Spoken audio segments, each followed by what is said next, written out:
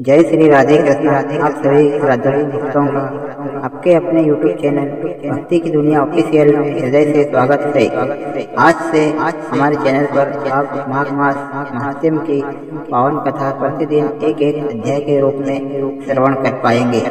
आज हम प्रस्तुत कर रहे हैं माघ मास महात्म्य का प्रथम अध्याय। सबसे पहले जानते हैं माघ स्नान का दिव्य महत्व, उसके पश्चात कथा का रसपूर्ण श्रवण करेंगे। आप सभी को माघ मास की हार्दिक शुभकामनाएं। भगवान लक्ष्मी नारायण की कृपा से आपके जीवन में सुख, शांति, समृद्धि और आरोग्य का वास हो। आइए जानते हैं माघ स्नान का महत्व। नारद पुराण के अनुसार माघ, कार्तिक और वैशाख ये तीनों महीने महापुण्यदायक माने गए हैं। इन महीनों में यदि कोई भक्त तीर्थ स्नान स्थान पर या अपने निवास स्थान पर श्रद्धा भाव से नित्य स्नान, दान और जप करता है तो उसे अनंत पुण्य की प्राप्ति होती है। सूर्योदय काल में किया गया स्नान सर्वश्रेष्ठ माना गया है। जितनी देर विलंब होता है पुण्य उतना ही क्षीण होता जाता है। काशी और प्रयाग में स्नान को श्रेष्ठ कहा गया है, और यदि वहां जाना संभव न हो तो जहां स्नान करे वहीं उन तीर्थों का स्मरण करें। इन मंत्रों का उच्चारण या श्रवण करते हुए अगर स्नान करे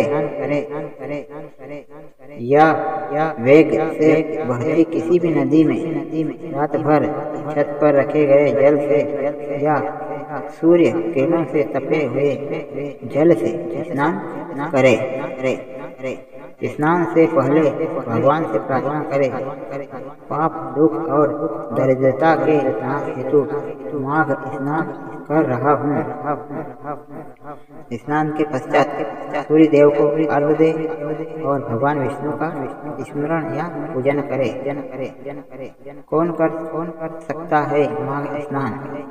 माघ स्नान का अधिकार ब्रह्मचारी, गृहस्थ, वानप्रस्थ, सन्यासी, ब्राह्मण, क्षत्रिय, वैश्य, शूद्र, स्त्री, पुरुष, वृद्ध, युवा सभी कर सकते हैं।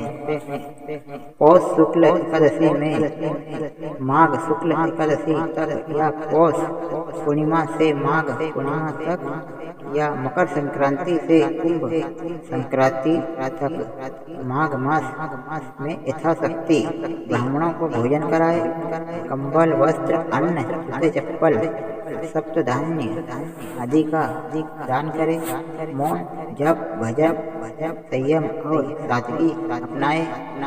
निराहार, एक भूख व्रत रखे। काम, क्रोध, लोभ और अहंकार का त्याग कर श्रद्धा, भक्ति और विश्वास भाव से किया गया माघ स्नान अश्वमेध यज्ञ के समान फलदायी होता है। माघ मास महात्म्य अध्याय की कथा। अब आइए सुनते हैं माघ मास महात्म्य की प्रथम कथा। एक समय श्री सूत जी ने अपने गुरु महर्षि वेदव्यास जी से विनम्र प्रार्थना की, हे गुरुदेव, कृपा कर मुझे माघ मास का महात्म्य सुनाइए। व्यास जी बोले, रघुवंश के तापी राजा दिलीप एक दिन यज्ञ स्नान के पश्चात शिकार हेतु अपने सैनिकों के साथ वन की ओर निकले। वन अत्यंत भयानक और सुंदर था। कहीं मृगों के झुंड, कहीं सिंहों के पद चिन्ह, कहीं उल्लुओं की डरावनी तो कहीं पुष्पों और लताओं की मोहक छटा। एक मृग राजा को देखकर भागा।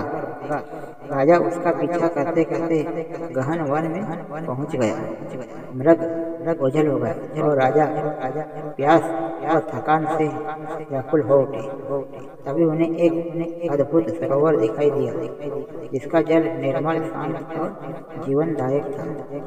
राजा ने वही रात्रि विश्राम किया।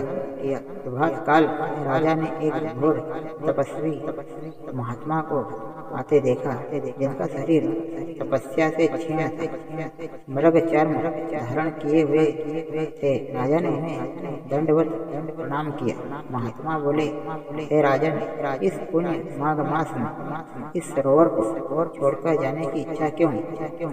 राजा ने कहा, हे महात्मा, मैं माघ स्नान का फल नहीं जानता, कृपा कर इसका रहस्य मुझे बताइए।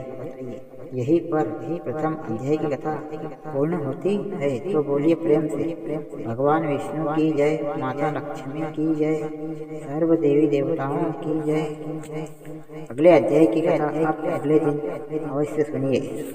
यदि आपको यह कथा पसंद आई हो तो चैनल को सब्सक्राइब करें, बेल आइकन दबाएं और इस पावन कथा को अपने परिवार और मित्रों के साथ साझा अवश्य करें।